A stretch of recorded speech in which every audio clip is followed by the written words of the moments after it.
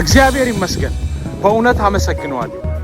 ነገ ስለሚያደርግልኝ ነገር ሳይሆን ትናንትናን አሳልፎ ለዚህ ስላበቃኝ አመሰግነዋለሁ።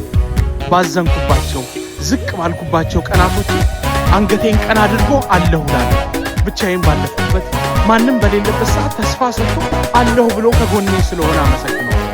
ትናንትናዬ ለነገ ምስክር ነው።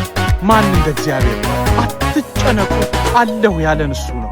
ባዘንበት ቀን ቀና ያደረገን እሱ ነው። በሐዘናችን ፈገግ እንድንል የረዳን እሱ ነው። እንደ እግዚአብሔር ያለ ማንም የለም።